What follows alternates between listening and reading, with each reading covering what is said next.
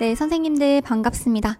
2023학년도 중등 기출문제에 대한 분석을 하는 시간이고요. 아마 이 강의를 들으신 선생님들은 올해 시험을 치신 선생님들일 거라고 생각이 들어요. 그래서 아마 간단한 답변 같은 경우에는 저희가 간단하게 한번 확인하고 넘어가고요. 선생님들이 조금 신경 써서 쓰셔야 되는 문항 같은 경우에 저희가 조금 근거에 기반해서 같이 한번 답안을 찾아보도록 하겠습니다. 우선 A형부터 같이 보실게요. 그 전에 앞서가지고 선생님들 올해 시험 치시느라 너무 고생 많았다는 말씀 전해드리고 싶습니다. 고생 너무 많으셨어요. 자, 그리고 이제 해당하는 모범 답안 같은 경우에는 일단 각 론에 기반해서 제가 키워드를 찾은 거고, 아마 실제 채점할 때는 그 채점의 비율에 따라서 답안이 조금 더 열릴 수도 있을 거예요. 그래서 너무 좌절하지 말고 해설 강의를 들으시되 남아있는 시간 동안 2차 준비도 열심히 하셨으면 좋겠다라고 생각을 합니다. 자, 우선 1번 문항부터 같이 보실게요. 1번 문항 같은 경우에는 장특법 문제로서 우리가 자주 보는 조항이 나왔었습니다. 그래서 25조 순회교육과 그다음에 36조 고등학교 과정 이하의 심사 청구와 관련된 그 간단한 빈칸을 쓰시는 문제였기 때문에 기억 30의 범위, 니은 심사 청구라고 하는 거 쓰시는 것 간단한 문제였죠. 그래서 여기 있는 장애인 등에 대한 특수교육법 같은 경우에는 정말 쉽게 나오는 경우도 많으니까 선생님들 버리지 않고 꼭 가져가셨으면 좋겠어요. 두 번째 문제 같은 경우에는 행동 지원 파트였죠. 행동 지원 파트 같은 경우에도 좀 간단한 키워드 위주의 답이 나왔었습니다. 그래서 보시면 기억, 해당하는 전략의 명칭을 쓰고 니은의 공통을 해당하는 강화 계획의 명칭을 쓰시는 문제였는데요. 기억을 보시면 키워드가 명확하죠. 그래서 이 학생의 문제행동 기능이 지금 관심 끌기이긴 하지만 플러스 가장 중요한 것이 문제행동과 동시에 발생할 수 없는 행동이라고 하는 거에서 우리는 이제 상반 행동이라고 하는 키워드가 필요했었습니다. 그래서 상반 행동을 할 때 관심을 주며 강화하는 것이니까 상반 행동 차별 강화라고 하는 정확한 키워드를 써주시면 좋을 것 같고요. 그 다음에 처음에는 무릎 위에 손을 가지런히 두고 있는 행동을 할 때마다 강화를 주는 것은 우리가 알고 있는 강화 계획 중에서는 연속 강화 계획에 해당할 거예요. 이렇게 연속 강화 계획을 하다가 학생이 이제 행동을 점점 잘 수행하게 되면은 해당하는 강화 계획을 간헐 강화 계획으로 바꾸게 되겠죠. 특히 간헐 강화 계획에는 우리가 알고 있는 비율, 지속시간, 그 다음에 간격이라고 하는 세 가지 중에서 쓰시는 문제였습니다.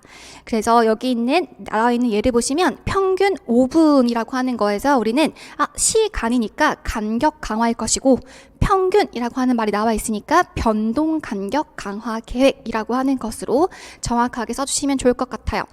특히 저희가 항상 공부할 때 제가 용어를 정확하게 짚어주는 거 중요하다라고 말씀드리면서 강화와 강화제와 강화 계획은 각각 구분해서 선생님들께서 정확하게 용어 정리해 주시는 거 중요하다고 말씀드렸죠.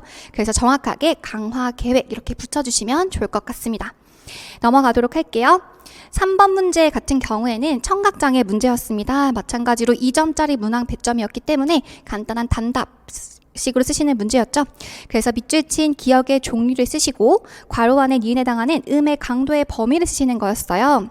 그래서 보시면 키워드 명료도 검사를 알려주기 위한 다양한 단서들이 들어가 있었는데, 일상생활 속에서 들을 수 있는 듣기 수준을 알 수 있다라고 하는 것도 명료도 검사에 대한 힌트가 될 것이고, 플러스 가장 듣기 편안한 소리의 강도라고 하는 거에서 쾌적 수준, 쾌적 역치 이런 말들도 들어가 있다고 보여집니다. 그 다음에 말소리를 검사하는 것이니까 순음 청력 검사가 아닌 어음 청력 검사에 해당하는 어음 명료도 검사를 잘 설명하고 있는 문장이기 때문에 여기 있는 제시문 전체가 어음 명료도 검사에 대한 키워드를 많이 포함하고 있는 문제였어요. 아마 우리가 내년에 이제 기출 분석을 할 때는 해당하는 문제에 기반해서 어음 명료도 검사에 대한 키워드를 꼼꼼하게 공부하게 되겠죠. 자, 여기에서 특히 어음 명료도 검사는 검사음을 사용하게 되는데 어떤 검사음이었나요? 바로 어음이었는데 단음절 어음을 사용한다는 거였죠. 그래서 단음절어라고 써주시면 좋을 것 같고요. 그 다음 다른 말소리를 사용하는 다른 검사 중에서 우리가 알고 있는 어음 청취 역취도 있을 것인데, 여기선 지금 말하고 있는 것이 6개음을 사용하는 링의 6개음 검사를 말하고 있었습니다. 그래서 6개의 말소리만을 가지고 주파수 대역별로 청취 능력을 알 수 있는 링의 6개음 검사를 하는 거였고, 여기 또 빈칸을 쓰시는 부분이었는데요. 6개임에 해당하는 아, 우, 이, 스, 쉬, 같은 경우에는 주파수 대역별로 학생이 들을 수 있는 청취력을 간단하게 평가하는 거였죠. 그래서 우리가 항상 우리 공부할 때 그릴 때 어떻게 했었나요? 250에서부터 보통 4000Hz 또는 강론들마다 조금 다르긴 하지만 8000Hz까지의 어음 범위를 그리신 다음에 데시벨은 30에서 60 이렇게 그렸던 거 기억나세요? 항상? 그래서 이 범위를 그리고 여기 있는 주파수 범위를 그려가지고 1000Hz를 기준으로 해서 링의 6개음의 말소리 스피치 영역을 이렇게 그리는 거였잖아요. 그래서 바로 여기서는 30에서 60dB이라고 하는 데시벨의 강도를 물어보는 문제가 출제되었다. 굉장히 간단한 문제였지만 많은 선생님들이 정확하게 외우지 않아서 이 키워드를 좀 빠뜨리신 분들도 꽤 계시더라고요. 그래서 해당하는 부분 체크해 주세요. 30에서 60dB 사이의 강도에 분포하고 있다라고 하는 거 체크해 주시고요. 4번 문항 넘어가겠습니다. 4번 문항 같은 경우에는 좀 진짜 처음 좀 출제되는 부분이에요. 항상 덧셈, 뺄셈 이런 부분이 출제되다가 처음으로 이제 나눗셈 부분이 좀 나왔어요. 그래서 사칙 연산 중에서도 나눗셈과 관련된 개념 지도할 때는 등분제와 포함제라고 하는 개념으로 지도한다라고 했던 거 우리 키워드 공부했었습니다. 그래서 포함제와 등분제의 개념이 있는데요. 한번 같이 키워드 체크해 보시면 포함제라고 하는 것은 여기 있는 숫자 안에서 이 숫자가 총 몇 번이 포함되어 있는지를 물어보는 거예요. 그래서 주로 횟수와 관련된 것을 묻게 되고 일반적으로 몇 번씩이라고 하는 어휘가 포함되어 있다라고 하는 것을 체크하시면 좋을 것 같고요. 이번에 출제된 것은 바로 등분제라고 하는 거였죠. 하나의 숫자를 몇 개로 나눌 수 있는지를 물어보는 것으로서 개수의 개념을 의미하고 있습니다. 그래서 특히 이런 등분제를 표현하는 문장으로는 똑같이 나누면 이런 어휘들이 포함된다라고 설명하고 있죠. 특히 등분제는 조금 더 시사점을 가지고 있는데 분수의 기초가 되는 부분이기 때문에 등분제를 지도하는 것이 중요하다라고 설명하고 있습니다. 그래서 여기 있는 이제 나눗셈의 개념을 설명하는 부분으로 포함제와 등분제 공부해 주시면 좋을 것 같고요. 그 다음 이제 좀 처음 나오는 개념이었어요. 그래서 학습자님 같은 경우에는 워낙 이런 인지 전략들이 많다 보니까 이걸 다 외워야 되냐 되게 부담이 되기도 하는 부분인데 어쨌든 드로우라고 하는 새로운 전략이 출제되었고 사실 여기 있는 R을 해석할 때 잘 모르지만 한 번도 이걸 본 적은 없지만 R을 리드라고 잘 쓰신 분도 계시더라고요. 그래서 이거는 좀 운이 좋으면 맞출 수 있고 내가 보지 못했으면 틀려도 좀 무방한 문제였을 것 같아요. 그래서 선생님들께서 기출 기반의 문제를 확실하게 맞추기만 하셨어도 제가 봤을 땐 괜찮기 때문에 이 문제는 보신 분들은 너무너무 좋았겠지만 틀리셔도 괜찮다라고 생각이 듭니다. 어쨌든 드로우 전략 중에서 R에 해당한 것은 문제 읽기와 관련된 단계를 의미하는 용어였다라고 하는 걸 가져가시면 좋을 것 같아요. 그래서 read the problem 이라고 하는 문제를 읽어라 라고 하는 단계 2라고 하는 게 출제되었습니다. 자, 여기까지가 지금 이제 기입형 문제였죠. 2점짜리 문항이 이만큼 출제되었고 그 다음부터는 4점짜리 문항이 출제되게 되고 5번 문항부터는 이제 선생님들께서 서술형식으로 쓰셔야 되는 문제들입니다. 네, 그 다음 이제 5번 문제 보실게요. 5번 문제 같은 경우에는 정서 행동장애 문제가 일부 출제되었죠. 그래서 보시면 이 문제는 선생님들께서 여기 있는 작성 방법을 좀 유의해서 쓰셔야 됩니다. 보시면 제가 별표 쳐놓은 것이 선생님들께서 간과하면 안 되는 그런 답안 작성에서의 키포인트라고 보실 수가 있겠는데 장애 명칭을 쓰라고 했습니다. 그런데 단순히 선생님께서 알고 계신 명칭을 쓰는 것이 아니라 정확하게 DSM-5의 하위 범주 기준에 근거해서 쓰라고 말씀해 주신 거잖아요. 그러면 좀 더 명확한 어떤 용어를 원하시는 거예요. 그래서 봤더니 일상생활 중 자신의 의지와 상관없이 다음과 같은 행동을 보이는데 갑자기 손목을 꺾고 앞뒤로 파닥거리고 다른 소리 내지 않는다라고 하는 거에서 이 학생은 지금 운동 틱을 보이고 있고 음성 틱은 보이지 않는 이런 특성을 가지고 있죠. 그 다음에 이게 절대 그냥 나오지 않았을 거란 말이에요. 그러면 사실 여기서 정확하게 뭐 중학교 특수학급이다, 고등학교 특수학급이다 이런 말은 없지만 우리가 이때까지 기출의 경향을 보았을 때 우리 중등 시험에 나온 학생들 거의 전부 다는 중등 학생들이었잖아요. 중학교 또는 고등학교 학생들. 그렇기 때문에 중학교 또는 고등학교 학생인데 초등학교 입학 1학년 때부터 지금까지 지속적으로 문제를 보인다라고 하는 거에서 지속 시간이 1년 이상이 되었다라고 하는 것으로 기억하시면 좋을 것 같아요. 특히 이 부분은 DSM-4 에서는 지금은 DSM-5에선 삭제된 기준이긴 한데 DSM-4TR에 때는 어떤 게 있었냐면 이런 틱을 보이지 않는 기간이 3개월을 초과해선 안 된다 이런 기준이 덧붙여져 있었어요. 그런데 그런 기준이 완전 삭제되고 DSM-5에서는 그런 틱을 보이지 않는 기간에 대한 명시가 완전 없어졌거든요. 그렇기 때문에 이 틱을 언제부터 보였는지가 굉장히 중요한 키워드가 될 거란 말이죠. 그래서 이 부분이 바로 기간을 의미하는 내용이었다고 생각이 들어요. 그리고 실제로도 우리가 알고 있는 DSM-5의 하위 범주에는 세 가지 뭐가 있었습니까? 일과성 틱과 만성, 음성 또는 운동 틱, 그 다음에 뚜렛, 이 세 가지밖에 없으시잖아요. DSM-5의 하위 범주에는. 그렇기 때문에 그냥 운동 틱 이런 건 존재하지 않기 때문에 DSM-5에서는 정확하게 만성, 운동 틱 써주시는 것이 가장 정확한 답이실 것 같아요. 혹은 어떤 선생님 중에는 그냥 틱장에만 쓰신 분이 계신데 물론 상위 범주 입장에서는 맞긴 하지만 우리가 항상 하위 범주에 대한 고민을 할 때 조금이라도 하위 범주에 대한 키워드, 이런 운동 틱에 대한 키워드가 포함되어 있으면 안전하게 쓰시는 방법은 상위 범주, 너무 브로드한 개념보다는 정확한 키워드가 포함되어 있는 하위 범주의 명칭을 쓰시는 게 안전했잖아요. 마찬가지입니다. 운동 틱이라고 하는 게 나와 있고 기간에 대한 명시가 나와 있었기 때문에 틱장에는 조금 정답이 인정되기가 어려울 것 같고요. 정확하게 만성, 운동, 틱장에 쓰시는 것이 좋겠습니다. 그렇게 봐주시면 좋을 것 같고 이게 절대 그냥 나오는 맥락이 아니다라고 하는 것 캐치하시면 좋을 것 같아요. 그 다음에 두 번째 문제 보도록 하겠습니다. 기억에서 사용한 두 가지 기록법의 특성을 순서대로 서술할 건데 마찬가지로 단 이런 거 나오면 선생님들이 문항에서 요구하는 키워드가 있구나 라고 하는 걸 캐치하시면 좋을 것 같아요. 단순히 여기 있는 전체 간격과 부분 간격의 정의를 쓰시는 문제가 아니라 이 특성을 여기에 근거해가지고 정확하게 키워드가 뭐였죠? 실제 행동 발생과 비교한 기록의 정확성 측면 이렇게 나와 있죠. 아마 선생님들께 요구하는 키워드를 좁혀주기 위해서 굉장히 노력한 흔적이 보이는 맥락이에요. 보시면 여기서 원하는 키워드는 바로 실제 행동 발생과 비교했을 때 전체 간격 기록법은 어떻죠? 실제 행동 발생은 이렇게 발생했는데 전체 중에서 25%밖에 기록이 되지 않죠.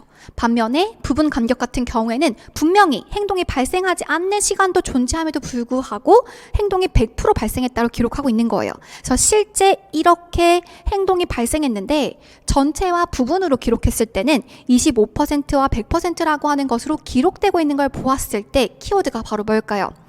전체 간격 기록법 같은 경우에는 실제 행동 발생보다 행동의 발생을 과소 추정하고 있고요. 그 다음에 부분 간격 기록 같은 경우에는 분명히 행동을 하지 않은 구간이 존재함에도 불구하고 전체 행동이 발생했다, 100% 발생했다라고 행동을 과대 추정하고 있죠. 만약에 이런 키워드를 선생님들께서 기본 이론서나 강론에서 보지 못했다고 할지라도 조금만 침착하게 시험장에서 실제 행동 발생은 이렇게 존재하는데 기록이 25%, 100% 요구하는 키워드가 뭘까 조금만 물론 시험장에서 이런 게 쉽지 않으시겠지만 키워드를 조금만 좁혀 나가신다면 충분히 찾으실 수 있었던 문제라고 생각이 들어요. 그래서 이렇게 전체 간격과 부분 간격의 정의를 쓰시는 것보다는 훨씬 과소 추정, 과대 추정이라고 하는 키워드가 명확하게 들어가야 채점이 인정될 것이다 라고 하는 거 봐주시고요. 이렇게 단이라고 들어가는 문항들이 있죠. 이게 바로 선생님들께 요구하는 뭔가의 키워드가 있다라는 힌트예요. 그래서 이거 절대 놓치시면 안 될 것 같습니다. 그 다음에 다의 과정에 필요한 이유를 쓰라고 했습니다. 이건 강론들마다 굉장히 다양한 이유들이 많은데 우리가 알다시피 교사 한 명이 학생 행동을 관찰하는 것보다는 적어도 2명 이상의 관찰자가 똑같은 학생 행동을 보고 기록한 다음에 그 기록을 비교하게 되면 당연히 뭐가 좋을까요? 해당하는 행동을 관찰한 것에 대한 신뢰도가 높아지겠죠. 2명 이상이 똑같은 행동을 보고 비슷한 기록을 한다면 그 기록은 타당하다, 신뢰성 있다 라고 판단하게 될 겁니다. 그래서 신뢰도를 높일 수 있다라고 하는 것으로 이유를 작성하실 수가 있겠습니다. 넘어가도록 할게요. 해당하는 문제, 행동 지원과 정서행동 장애 문제가 같이 결합돼서 나왔던 문제인 것 같네요. 6번 문제는 총론 문제였고요. 아마 선생님들께서 해당하는 부분은 정말 많이 공부하고 가시는 부분이에요. 그쵸? 중도 중복장애 학생이 포함된 특수 학교라고 하는 힌트들이 곳곳에 존재하고 있었습니다. 특히 보시면 국어와 사회라고 하는 교과 군별 수업 시수를 50% 거의 49%, 46%, 50% 줄여가지고 창의적 체험활동 시간으로 배치한 거 보이시죠? 그 근거를 쓰실 수가 있었고, 특히 우리 교육과정 운영할 때 학교장의 교육과정 운영과 그 다음에 어떤 의사결정에 관한 자문의 역할을 담당하는 것이 바로 학교 교육과정위원회라고 하는 정말 빈출되었던 개념이에요. 그렇기 때문에 틀리시면 안 될 것 같습니다. 그래서 니은 같은 경우에는 학교 교육과정위원회고 중도 중복장애 학생이 포함된 학급을 운영하는 이 기준 선생님께서 충분히 쓰실 수 있을 거라고 생각이 듭니다. 틀리시면 안 될 것 같아요. 그 다음 이제 여기는 3번 문항을 바꾸시는 부분인데요. 마찬가지로 우리가 주로 봤었던 내용이기 때문에 또 빈출되었던 부분이기 때문에 아마 대부분 공부하신 수험생들 같은 경우에는 다 잘 쓰셨을 것 같아요. 실수만 하지 않으신다면 이 문제는 다 가져가실 수 있지 않을까 생각이 드는데요. 국어와 사회 교과의 내용을 어떻게 재구성했나요? 라고 했을 때 쉬운 수준의 내용으로 재구성하는 것이 아니라 어떻게 재구성했어야 됐냐면 키워드가 바로 학생의 수행 수준에 따라 교육과정을 재구성한다 라고 하는 명확한 키워드가 필요하시고, 그 다음에 보호자가 결정하는 것이 아니라 학교가 결정하는 거였죠. 그래서 학생의 장애 특성 및 정도를 반영해서 학교가 해당하는 교육과정 내용을 결정한다라고 하는 것으로 써주시면 좋을 것 같습니다. 해당하는 총론도 이번에 난이도가 그렇게 높게 나오지 않았기 때문에 선생님들 총론 충분히 공부하신 효과를 보셨을 것 같아요. 넘어가도록 할게요. 7번 문제 보겠습니다. 7번 문제 같은 경우에는 이제 선생님들이 문제를 좀 꼼꼼하게 보시는 게 중요했었던 내용인 것 같은데, 우리 SDLMI 나올 것이다 많이 예측들 하셨을 거예요. 왜냐하면 SDLMI가 사실 중등 개념인데 초등에서 주로 나왔었고 중등에서 나온 지 정말 오래됐거든요. 그래서 SDLMI 선생님들 눈여겨보시고 계셨을 거예요. 봤을 때 일단 학생 A의 특성은 지적장애와 시각장애를 중복으로 가지고 있는 학생이고요. 그 다음 목표를 세워본 경험이 부족하고 교사나 부모의 도움을 받아서 과제를 수행하려 한다라고 하는 것을 봤을 때 도드라지는 특징이 바로 자기 결정 능력의 부족이죠. 목표를 세워본 경험이라고 하는 것은 우리가 알고 있는 자기 결정력의 4가지 주 요소 중에서는 자, 조, 심, 자가 있다면 여기 있는 자기 조절 능력이 부족하다. 그다음에 도움을 받는다라고 하는 거에서는 독립성이 부족한 거잖아요. 자율성이 부족하다. 이렇게 연결 지을 수도 있겠습니다. 특히 우리 중등쌤들이 이 문제가 나올 것이라고 예측했던 이유가 바로 2주 전에 치러졌었던 유초 문제에서 바로 이렇게 자기 결정의 주요 요소들이 나왔었잖아요. 그래서 아마 선생님들 이 부분 자기 결정 이렇게 하는 것으로 잘 찾으셨을 거라고 생각이 들어요. 그 다음 이제 학생 A와 관련해서 이렇게 지금 지도를 하려고 하는 것 같습니다. 그래서 학생 A를 지도할 때 특히 SDLMI 사용할 학생 질문의 제시 방식입니다. 그럼 우리가 딱 떠오르는 것이 바로 특히 UDL 중에서 제시 방식과 관련된 것은 다양한 방식의 표상 수단을 제공하는 거였죠. 답을 쓰려고 봤더니 지금 여기에서 묻고자 하는 게 이때까지 항상 역대 기출문제를 보면 UDL의 원칙, UDL의 원리 이렇게 문제가 나왔었단 말이에요. 근데 처음으로 정말 최초로 UDL의 지침을 쓰라고 나온 거죠. 특히 그 캐스트 2011의 보편적 학습 설계의 가이드라인에 근거한 지침을 쓰라고 했기 때문에 단순히 다양한 방식의 표상 수단이라고 쓰시는 것보다는 그 안에 있는 세부 지침의 명칭을 쓰시는 거 중요했었습니다. 사실 우리 중등쌤들은 우리 지침 9가지 다 외웠었잖아요. 기억나실까요? 우리 이렇게 칸 나눠가지고 인, 언, 이, 신, 표, 실, 흥, 지, 자 이렇게 해서 다 외우고 가시는 선생님들 진짜 많으세요. 그래서 중등이시니까 전 충분히 이거 외우셨어야 된다고 생각이 들고요.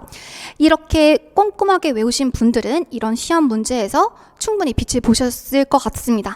그래서 다양한 방식의 표상수단 아래에 있는 하위 지침 중에서도 특히 학생 A, 시각장애 학생에게 맞게끔 제공하는 것이고 시각정보의 대안을 제공하는 것이고 이런 걸 고려했을 때 여기 있는 인지 방식에서에 따른 선택권 제공하기라고 하는 거 써주시면 좋겠죠.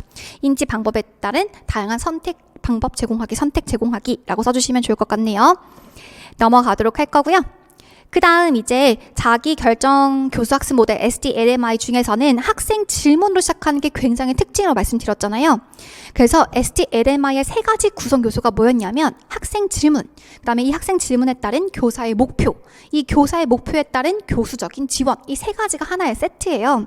그래서 학생 질문과 그에 따른 교사의 목표가 나와 있고 그에 따른 이 교수적인 지원, 이렇게 세 가지가 하나의 세트라고 말씀드리면서 왜 SDLMI에서는 학생의 질문으로 시작하냐, 우리 키워드 정말 열심히 공부했었잖아요. 바로 자기 조정적인 문제 해결 능력을 키우기 위함이다 라고 하는 것으로 써주시면 좋을 것 같습니다.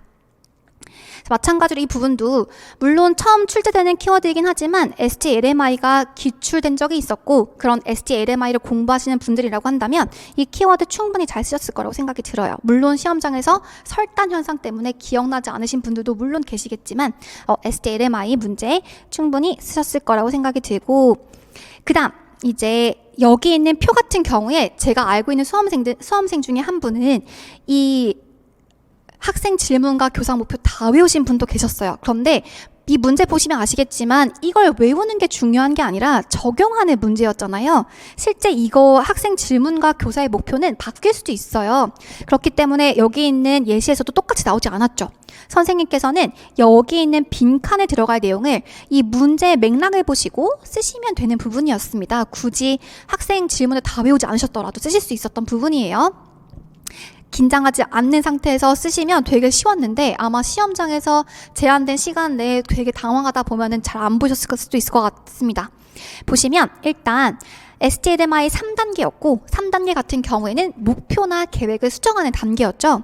그래서 내가 배운 거에 대해서 지금 검토하는 단계인데 학생이 목표를 달성하지 못했다면 목표를 재평가하도록 학생을 지원했는데 학생이 목표를 재평가해봤더니 수립했던 목표를 그대로 유지하겠다고 한 거예요. 그럼 이제 필요한 것은 다시 한번 이 목표를 위한 계획을 확인해야겠죠. 계획을 확인해 봤더니 계획이 부적절하다. 그러면 해야 될 게 바로 뭘까요? 계획을 수정하는 거겠죠. 맞아요. 그래서 여기에 만약에 답안 쓰실 때 그냥 이거 외워진 거 이 맥락을 보지 않고 바로 쓰신 분들은 아마 실수를 조금 하지 않으셨을까. 목표와 계획을 수정한다 쓰시면 안 되죠. 왜냐하면 목표는 바꾸지 않을 거라고 했기 때문에 그냥 계획을 수정하는 것이다 라고 쓰시는 것이 가장 중요했었던 것 같아요. 그래서 행동 계획을 수정하도록 지원하겠다라고 하는 것이 교사의 목표가 될 것입니다. 그래서 SDLMI의 학생 질문과 교사 목표를 달달 외우시는 것을 물어본 것이 아니라 해당하는 것은 적용의 문제였기 때문에 선생님께서 충분히 조금 꼼꼼하게만 보셨다면 키워드 쓰실 수 있지 않으셨을까 생각이 들어요. 이렇게 여기까지 할게요. 그래서 아마 조금 이 부분이 답안이 갈리지 않을까 싶은데요. 이렇게 하위 지침을 쓰신 분들이 많이 없다면 아마 그 상위 카테고리인 다양한 표상 수단의 제공까지도 답안이 인정될 수 있을 것 같긴 합니다만 아직까지는 일단 우리는 정확하게 인지 방법에 대한 다양한 선택 제공이라고 답안을 쓰긴 하겠습니다. 넘어가도록 할게요. 그 다음에 8번 문제 같이 보시겠습니다. 의사소통 장애 문제였고요. 의사소통 장애 문제가 복합적으로 잘 나와 있는 부분이었어요. 일단 학생 A의 5점의 목록 중에서도 여기가 물어봤던 문제는 공통적으로 나타난 대치, 의문 변동의 오류 유형을 쓰라고 했습니다. 오류 형태를 쓰라고 했네요. 대치 중에서도 피읍을 비읍으로, 그 다음에 티귿을 디귿으로, 키역을 기역으로 말하는 모든 공통적인 대치, 의문 변동은 바로 탈, 기식음화였죠. 그래서 해당하는 부분은 제가 특히 공부할 때 고은 교수님의 3판으로 바뀌면서 여기 있는 기식음화, 긴장음화 이 부분이 완전 좀 표가 새로 바뀌었기 때문에 주의해서 보실 필요가 있습니다 라고 했었는데 이 부분이 나왔더라고요. 그래서 탈, 기식음화 잘 쓰셨을 것 같습니다. 그 다음 사실 여기 있는 변별, 자질, 접근법의 단계가 나왔잖아요. 이거 처음 나온 거 아니죠. 선생님도 우리 기출문제 분석하실 때 보시면 2017년 중등 문제에서 여기 있는 변별, 자질, 접근법의 명칭 쓰시는 게 나오는 그 문항에서 보시면 이 접근법, 변별, 자질, 접근법은 해당하는 시옷, 음소가 포함된 어휘를 선정해서 짝을 구성하는 이런 최소 대립상 접근법을 하면서도 이 낱말짝을 이루는 두 어휘의 뜻을 학생 H가 이해하는지 확인하는 단계, 확인 단계에 대한 내용이 제시문에 언급되었었어요. 보시다시피 기출문제는 분석하는 게 정말 중요한 게 뭐냐면 여기서는 단계를 물어보지 않았지만 다음번에 이렇게 단계가 출제된단 말이에요. 그래서 기출 확장이라고 하는 게 정말 중요하다라고 하는 거 기억하셨으면 좋겠습니다. 그래서 여기서 단계, 바로 여기 채우시는 부분이었죠. 확인 쓰시는 부분이었습니다. 학생이 불이라고 하는 단어를 아는지부터 확인하는 것이 바로 변별자재접근법의 확인 단계가 될 거예요. 특히 여기 있는 풀 같은 경우에는 두 단어의 최소 대립상을 최소 대립상 이용해서 짝지어서 가르치는 거였잖아요. 그래서 기억에 들어갈 것은 최소 대립상이었고, 최소 대립상의 개념 쓰시는 부분이었죠. 그래서 말소리 하나를 교체함으로써 의미의 변화를 가지고 오는 단어의 쌍이 바로 최소 대립상이었습니다. 그렇게 써주시면 좋을 것 같아요. 이렇게 해당하는 부분, 의사소통 장애 전반적인 문제가 잘 나와 있다고 보여지고요. 넘어가도록 하겠습니다.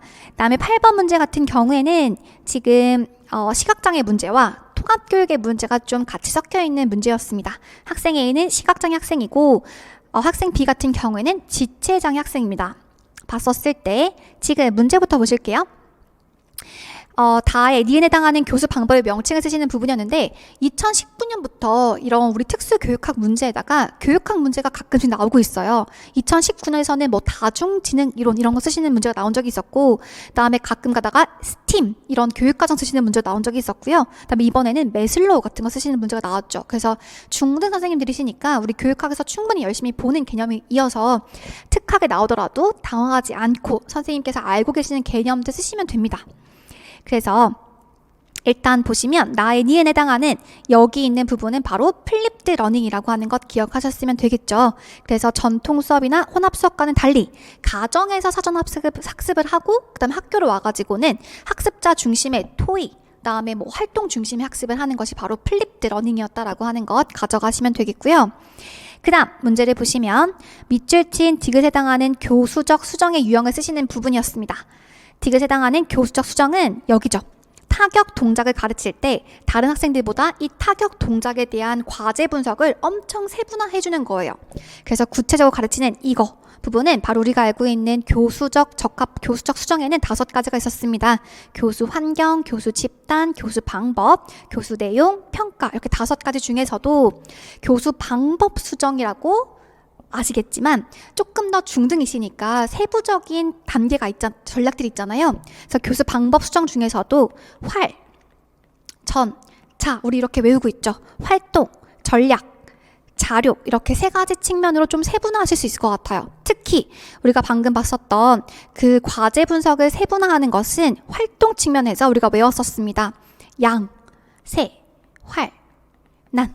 자, 선생님들이 두 문자 싫어하시는 분 많은 거 알고 있어요. 그런데 제가 수험 시절을 경험해 봤을 때 이런 제한된 시험 시간 내에서 이론들을 빨리빨리 인출하기 위해서는 좀 자동화시키는 게 필요하세요. 그래서 최대한 인지적 부하를 줄이기 위해서 단순하게 외울 수 있는 것들은 두 문자로 빨리 외워버리면 이렇게 조금 더 고민해서 써야 되는 답안을 작성하실 때 시간을 아끼실 수가 있기 때문에 두 문자를 우리가 많이 활용했었거든요. 그래서 양세, 활난 중에서도 과제를 세분화하는 게 들어가 있죠. 그래서 우리는 바로 여기 위에 있는 카테고리인 활동, 수정이라고 써주시면 가장 좋을 것 같습니다.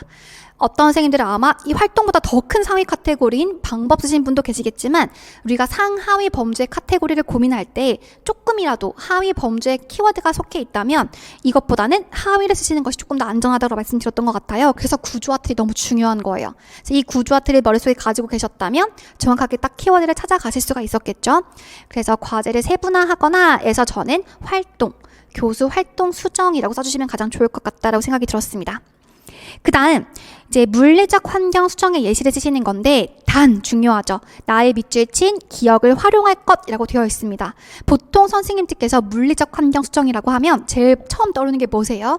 교실에 있는 어떤 물리적인 공간을 넓히거나 좁히거나 이렇게 생각하시는 경우가 많은데 우리가 좀 되게 피상적으로 생각하는 거예요. 물리적 환경 수정은 굉장히 범위가 넓어요. 선생님께서 알고 계시는 이러한 책상이나 좌석의 배치 또는 이런 장비의 배치 이런 것도 있겠지만 이렇게 시청각 자료의 어떤 입력과 정도야 강도 이런 것도 포함되어 있고요. 교수 자료의 위치와 접근 이런 것도 물리적 환경의 수정의 예시입니다. 그래서 이렇게 한번 봐주시면 좋을 것 같고, 특히 봤더니 준비물이 티볼 공이랑 배트랑 탬버린이 나와 있는 거예요. 그래서 봤었을 때 시청각 자료의 입력 이렇게 도와줄 수 있는 부분인 거죠. 그래서 우리 선생님들 티볼 혹시 다들 아실까요? 우리 야구 할 때 그 포수가 이렇게 투수가 던져주면은 공을 칠 수 있어야 되는데 시각장애 학생들은 이게 되게 어렵잖아요. 그렇기 때문에 공을 이렇게 올려두고 치는 거예요. 이렇게 고정된 장치에 공을 올려두고 배트로 치는 건데요. 이거 공이 있는 위치를 알려주는 게 되게 중요하겠죠. 그래서 탬버린으로 공의 위치와 날아갈 방향에 대해서 소리로 알려줄 수가 있을 겁니다. 그런 부분에 대한 물리적인 환경을 조성해주는 키워드 써주시면 가장 좋을 것 같아요. 그래서 이렇게 써보았습니다. 탬버린 소리를 내어서 학생 A가 티볼 공의 위치와 이 공이 날아가야 될 방향에 대해서 알 수 있게끔 지도하고 안내한다 라고 써주시면 가장 좋은 답안이 될 것 같습니다.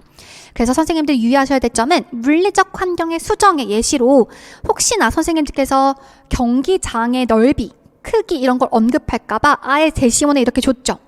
물리적 환경이 나와 있는 이걸 제외하고 나머지 여기 있는 준비물을 반영해서 써라 라고 하는 걸 알려주기 위해서 우리가 흔히 생각할 수 있는 물리적 환경의 수정의 예시가 이렇게 나와 있었잖아요. 그래서 이걸 제외하고 쓰시는 것 캐치해 주셨으면 좋겠습니다. 우리가 시험 칠 때 진짜 많이들 실수하는 부분이 뭐였냐, 저도 마찬가지였지만 시야가 굉장히 좁아져요. 그래서 막 밑줄 친 부분만 보려고 노력하는데 그렇게 하시면 실수가 발생하니 한번 문제 빠르게 푸신 다음에 다시 돌아와가지고 문제 전체의 맥락을 한번 읽어주시면 거기서 또 힌트를 얻을 수가 있단 말이에요. 그래서 시야가 좁아지는 것을 조금 방지하기 위해서 문제 전체의 맥락을 조금 봐주시는 것도 좋은 팁이다 라고 가져가셨으면 좋겠습니다. 그 다음은 여기 있는 빈칸에 들어갈 내용은 개별화 교육지원팀이라고 하는 것 가져가 주시면 될 것 같고요. 넘어갈게요. 다음에 10번 문제 보시겠습니다. 10번 문제는 시각장애 문제가 전반적으로 나와 있었던 부분이죠. 그래서 보시면 학생 A와 학생 C의 시력 차이를 우세한을 기준으로 서술하시오라고 되어 있습니다. 서술하라고 하는 부분은 선생님들께 명확하게 문장으로 타당하게 작성하라는 의미잖아요. 그렇기 때문에 학생 A와 학생 C의 시력을 봤더니 좌안과 우안 중에서 우세한 눈을 선택한 다음에 그 다음 이걸 비교 서술하시는 거였죠. 그래서 답안에 정확하게 학생 A의 우세안은 우안이고 학생 C의 우세안도 우안이다. 그 다음에 30cm, 50cm에서의 수동 HM이라고 하는 것은 FC 핑거 카운트라고 하는 건 지수였죠. 지수라고 하는 것은 이 범위에서 손가락의 수를 셀 수 있는 것이다 라고 하는 거 써주시면 좋을 것 같습니다. 핑거 카운트, 손가락 수를 셀 수 있는 지수의 개념이었죠. 이렇게 서술해 주시면 될 것 같고요. 그 다음에 점자 문제 당연히 중대 3문제 나올 텐데 이번 조금 쉽게 나왔던 것 같아요. 그래서 그러므로라고 하는 약어를 쓰시는 부분과 니은에서부터 미음까지 비읍까지 틀린 거 하나 찾으시는 부분이었는데요. 비읍, 이거 느낌표가 아니라 물음표로 제시되어 있었죠. 그래서 이 부분을 고쳐주시면 좋을 것 같고 느낌표는 이렇게 생겼습니다. 2점, 3점, 5점으로 고쳐주시면 될 것 같아요. 넘어갈 거고요. 마찬가지로 마지막 문제 보시면 우리가 이때까지 잘 공부했었잖아요. 시각장애인 자립생활이라고 하는 것. 근데 물론 시험장에서는 진짜 눈에 뭐가 씌이는지 시각장애 자립생활 이렇게 쓰시는 분도 되게 많을 것 같아요. 근데 우선은 정확한 명칭이 총론에 있는 워딩 그대로 시각장애인 자립생활이라고 써주시는 것이 가장 안전한 답일 것 같습니다. 그래서 여기에다가 확대 핵심 교육과정 쓰시는 분도 계시더라고요. 그런데 이미 문제에서 확대 중액교육과정이라는 하는 게 나와 있죠. 확대 중액교육과정은 미국 기준으로 만든 이러한 건데 이거를 우리나라 실정에 맞게끔 가지고 와서 총론에 반영한 게 바로 시각장애인 자립생활로 5가지 영역으로 이루어져 있었잖아요. 우리는 심지어 5가지 영역을 외우기도 했었죠. 특히 이런 5가지를 외우기까지 했었는데 그걸 포함하는 것이 바로 시각장애인 자립생활이었고 교과군별 증감시술을 활용해서 창의적 체험활동 시간에 편성해가지고 운영할 수 있는 것이었습니다. 청각장애 학생에게는 농인의 생활과 문화라고 하는 것도 들어가 있겠죠. 이렇게 정리하시면 될 것 같아요. 그래서 이번에 장트법과 총론이 생각보다 지엽적으로 나오지 않고 선생님께서 공부하신 분들은 충분히 쓰실 수 있게끔 나왔던 것 같습니다. 넘어갈게요. 다음에 11번 문제 같이 보시겠습니다. 11번 문제는 지체장애 문제가 전반적으로 나와 있었어요. 그래서 기억에 들어갈 이분 척추의 유형으로는 여기 있는 거 쭉 보시면 신경계가 이미 돌출되었죠. 그럼 우리가 알고 있는 척수 수막류를 이미 의미한다라고 보시면 좋을 것 같고, 특히 척수 수막류 이분 척추 같은 경우에는 거의 70%, 80%가 뇌수종이라고 하는 것을 가지고 있었어요. 그래서 우리 션트 삽입하고 하는 거 다 배웠었잖아요. 그다음에 방광 조절에 기능 장애가 생길 수 있고 하지마비가 생길 수 있다라고 하는 것, 이걸 모두 포괄하는 것은 바로 척수 수막류라고 하는 거 써주시면 좋을 것 같습니다. 그 다음에 B와 C 같은 경우에는 대뇌 피질에 이상이 있는 거 봐서 바로 전부 다 우리 경직형인 거 다 알 수가 있었죠. 대뇌 피질에 이상이 있었으니까 경직형 뇌성마비인 거 캐치할 수가 있었고, 그 다음 문제가 바로 여기 있는 각각 B와 C 학생이 보이는 원시반사의 특성을 쓰시는 거였는데, 문항을 잘 읽어보시고 꼼꼼하게 쓰는 게 가장 중요했을 것 같아요. 그쵸? 학생 B 같은 경우에는 지금 ATNR 이라고 하는 비대칭성 긴장성 못반사를 보고 있기 때문에 고개를 좌우 돌리는 방향에 따라서 원시 반사가 유발되는 거였죠. 그래서 보시면 왼쪽 방향의 팔과 다리가 신전되는 거니까 바라보는 쪽이 바로 어디일까요? 고개가 왼쪽으로 향할 때라고 쓰시면 되겠죠. 그래서 목을 왼쪽으로 돌리면 바라보는 쪽의 팔과 다리는 신전, 반대쪽 팔과 다리는 굴곡되는 것이 바로 ATNR이었고요. 학생 C는 STNR이었습니다. 그래서 고개, 굴곡에 따라서 반사가 발생하는 거였는데, 특히 양팔 상체가 신전되고 하지가 굴곡되는 것은 고개가 뒤로 신전되었을 때였죠. 그래서 이거는 반드시 문항을 꼼꼼하게 읽어보고 문장에 맞는 맥락으로 써주시는 것이 가장 중요했었을 것 같습니다. 네, 넘어갈 거고요. 그 다음 이것도 마찬가지로 발작의 유형의 명칭을 쓰시는 좀 간단하게 나왔죠. 그래서 우리가 진짜 열심히 막 발작 대처하는 것까지 다 외우는데 너무 쉽게 나와서 좀 아쉬워요. 그쵸? 그래서 이렇게 특이한 이런 전조 증상 이런 거 체크해가지고 발작이 시작되면 의식이 없어지고 온몸이 경직되다가 격렬한 발작인 긴장성 감대성 발작 이렇게 써주시면 좋을 것 같아요. 온몸이 갑자기 뻣뻣해졌다가 쓰러지면서 온몸을 벌벌벌 떠는 바로 전신 긴장성 감대성 발작, 다른 말로는 대발작이라고도 하죠. 그래서 해당하는 부분 읽어봐 주시면 될 것 같습니다. 넘어가도록 할게요. 아마 이거 많이 말씀하시던데 우리가 이분 척추의 유형을 외울 때 잠재적 이분 척추, 잠재적, 다음에 수막류, 척수 수막류라고 하다 보니까 이 뒤에 이분 척추가 붙는 게 되게 어색했던 거예요. 그래서 내가 모르는 이분 척추에 또 다른 유형이 있나? 라고 너무 깊게 생각하신 나머지 척수 수막류를 알고 계심에도 불구하고 이걸 쓰지 않았던 쌤들이 계시더라고요. 너무너무 안타까웠어요. 그래서 선생님들이 모르는 건 거의 없다라고 믿음을 갖고 답안을 좀 쓰셨으면 좋았을 텐데 너무 아쉬웠습니다. 시험장에서는 이렇게 잘못 생각에 빠져버리면 그거 좀 헤어나기가 어렵더라고요. 그래서 네, 척수 수막류 써주시면 될 것 같고요. 넘어갈게요. 마지막 12번 문제입니다. 12번 문제에서는 학습장애 학생을 진단하는 그 진단 검사 도구들에 대한 언급이 좀 있었는데요. 이거는 21년도 중등 문제에서 지기약 산발달이라고 하는 검사 도구 6가지 중에서 틀린 거 찾는 문제도 한번 나왔었잖아요. 그래서 여기서 지금 학습장애 학생의 학습 능력을 진단하기 위한 검사 도구들이 언급되어 있죠.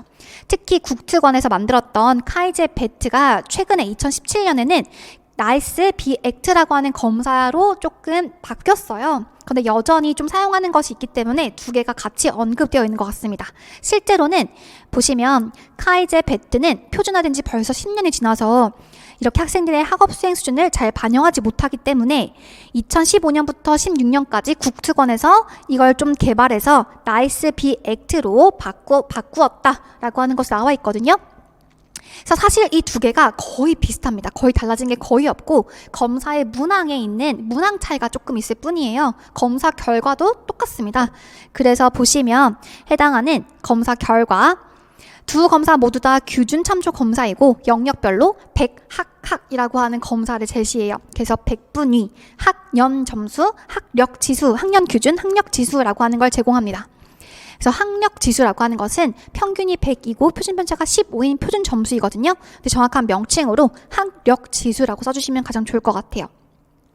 사실 우리가 검사 도구 쓰는데 거의 다 버리시는데 우리가 조금 외웠었어요. 그쵸? 기초학습 기능검사, 그 다음에 여기 있는 카이제 베트 검사, 그 다음에 선생님께서 알고 계시는 바사 검사, 이렇게 해가지고 제가 검사 도구 외울 때 좀 알려드렸던 게 백학년, 백학학, 백학티. 보세요. 두 문자가 진짜 유용하다니까요. 이렇게 해가지고 우리가 좀 외웠던 분도 계실 거예요. 아마 제가 이렇게 알려드렸음에도 불구하고 버리신 분도 계실 것이고 가져간 분도 계실 텐데, 기초학습 기능검사 같은 경우에는 백분위, 학년 기준, 그다음에 연령 점수를 제시하고요. 카이제 베트 같은 경우에는 백분위, 학력 지수, 그다음에 학년 기준 이렇게 제시해요. 그래서 백학학 이렇게 외우신 분들 학력 지수 쓰셨을 것 같고요. 바사 같은 경우에는 백학티예요. 그래서 백분위, 학년 기준, T 점수를 제시하거든요. 그래서 조금씩 달라지는 이 검사 도구의 명칭 우리 조금 외웠었는데 아마 버리신 분들 너무 나올지 저도 몰랐고 이렇게 너무 지엽게 나올지 몰랐지만 어쨌든 앞으로의 시험에서는 조금이라도 기초에서 언급된 검사 도구라고 한다면 우리 검사 결과까지는 가져가시는 걸로 이제는 해야겠어요. 그쵸? 넘어갈 거고요. 그 다음에 해당하는 부분은 진짜 이번에 기출 문제에서 2023년 중등 문제 특징이 뭐였냐면 지적장애 문제가 한 3개? 3문제? 정말 큰 비중이 나왔던 것 같아요. 그래서 이 마찬가지로 지적 능력을 측정하는 검사 도구로 K-위스크5가 나와 있는데 제가 이번에 그 기출 분석을 하면서 송준만 교수님의 3판만으로는 해결되지 않는 부분이 있는 거예요. 그래서 번역서도 봤거든요. 실제로 이 번역서에서 출제가 되었더라고요. 송준만 교수님이 책을 올해 개정하시면서 여기 있는 번역서의 내용을 일부 발췌해서 만드신 책이 우리가 이번에 보고 있는 지적장애 3판에 있는 내용들이에요. 근데 3판에서 아무리 찾아봐도 없는 내용이 바로 여기에 있더라고요. 그래서 보시면 마찬가지로 이 K-위스크5 개정된 내용이 지능검사로 들어가 있었습니다. 그래서 결정지능과 유동지능이 있는데 특히 유동지능이라고 하는 것은 이러한 능력을 측정하는 것이고 K-위스크5에서는 유동적 추론 지표로 들어가 있다라고 하는 거 보이시죠? 그래서 K-위스크5가 이런 지적장애 학생의 지능검사 도구로서 활용되는 그런 타당도에 대한 설명이 들어가 있는 부분이었습니다. 그래서 마찬가지로 지적 능력을 측정하는 검사 도구로 최근에 K-위스크5를 사용하고 있는데 K-위스크4와 달리 지금 검사 도구가 5가지로 바뀌었죠. 그래서 원래는 엄지, 작, 처 4가지였는데 이제는 그 지각 추론 지표가 시 공간 지표와 유동 추론 지표로 나눴다라고 하는 거 우리가 여러 번 봤었어요. 그래서 이거 쓰시는 것 충분히 잘 쓰셨으면 좋겠고 그 다음에 유동 추론 지표를 설명하라고 할 것까진 잘 몰랐어요. 그래서 유동 추론 지표라고 하는 거 좀 비벼서 쓰면 맞다고 해주지 않을까 싶긴 한데 추론하기 능력 또는 추상적인 문제를 해결하거나 새롭게 맞닥뜨리는 문제를 해결할 때 사용하는 것이 바로 유동 추론 지표입니다. 유동 추론 능력이라고 생각하시면 좋을 것 같아요. 이런 말이 들어가시면 다 정답 인정되지 않을까라고 생각이 들고요. 그 다음 여기 새롭게 추가된 소검사는 무게 비교로서 앞으로 우리 검사 도구가 뭔가 개정이 되거나 새로 바뀌었다라고 하면 좀 꼼꼼하게 보셔야 될 것 같습니다. 자, 저희 기본 이론서에서도 K-위스크5 바뀌면서 중요하게 들어가는 이런 무게 비교 3가지 바뀐 부분과 그 다음에 빠진 부분 이렇게 좀 나눠가지고 앞으로는 검사 도구들도 보도록 하시죠. 네, 여기까지 정리하도록 할게요. 자, 12번까지 마무리했고요. 잠깐 쉬었다가 B형 해설 마무리한 다음에 전반적인 총평에 대해서 말씀드리도록 하겠습니다. 고생하셨습니다.